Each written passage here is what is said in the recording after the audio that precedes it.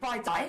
And Di, you're our resident beauty consultant. For those of you that haven't watched the show before, every single week Di normally is here joined with a model talking about hair and beauty tips. And today I asked you to join us about the model, so you can talk a little bit about your own career.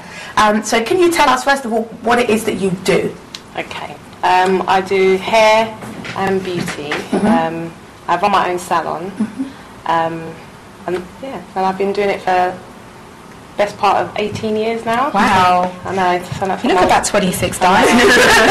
Sure, you're being modest, because you don't just do hair and beauty for anybody. Because you've got some really key celebrity clients as well, haven't you? Well, I wouldn't say I've got the celebrities as the key. Well, I always do a lot of their dancers and do a lot of award shows and things like that. So I'm always behind the scenes. If I'm not doing those, I'll do video shoots, photo shoots and things like that. So I will get called up to do the hair for like Beyonce's dancers, 50 Cent, Black Eyed Peas, depending on the award show. So that's a high stress.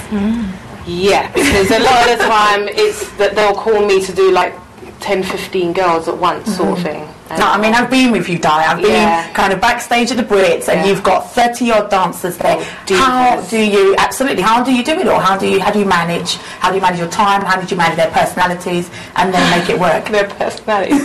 Well, the dances, the only time for the dancers to be like divas, basically, because once they're out on the stage, it's like you're in the background, you're just trying to make the stars look good sort of thing. But this is the only time where they can get to moan and can do my hair this way and that way, and I don't ask for it like that sort of thing. Oh, no. But they're cool. No, they know that if they push it too far, I will stab them with the tailpipe. So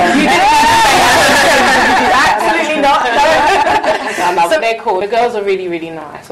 Everybody I work with is really nice. So for someone trying to get into the industry, if they are going to college, what's the next steps, as it were? Because both you and Sue are very similar industries. Sue, you're obviously a fashion designer, so you're on that end, and you're on the end in terms of hair and beauty. So what's the steps, Di? Well, like you said, go to college, get your qualifications. College today is a bit different from when I went. I sound really old. Mature? Yeah. So when I went to college, for the hair and the beauty was like one package. So they taught you to go out into the industry. Right. So you did hair, you did makeup, you did manicure, pedicure, we did wig making, we made moustaches and eyebrows and things like that. So they teach you to go and work it. So with doing all of that, you can work in theatre, you can work in department store doing makeup, you can go and work on television. So they taught you, so you were a package. Today you'd go to college, you learn just hair, then you have to do another course to do beauty, then you do another course to do nails. So you have to do loads of courses and stuff like that. When you're doing, say, like your course, it's always good to do work experience, to get yourself into salons. Like for myself, I got into Vidal Sassoon, and that was through one of the teachers at the college, because they do not take people outside from this or in their school. And it's only because it was only 2 weeks, but they saw what I was like, and they liked the way I handled myself, so they let me stay on for a little while. Absolutely. Sort of I think with most industries, I'm sure, ladies, you'll agree that as students can't afford these days to just get the academics, they need to get work experience. I mean, Sophie, working in the arts, is that the same, do you think, in your industry? Absolutely. I mean, we have so many people phoning up asking to do internships, which is sort of, some people have been there for 6-7 months working unpaid. I don't know how they do it, just to actually get into the industry. I mean, my route was slightly different. I went through the business route and came, sort of accidentally ended up in the arts, really. But it's a phenomenal amount of people just trying to get into any kind of job within the sector. It's so competitive. It's very, very, very competitive. And so, so once you've done your work experience, you then, from I understand, you gained experience with other people as an employee before setting up your own salon. Oh, definitely. You can't just go and set up your salon. Sort of thing. Well, some people think that you can.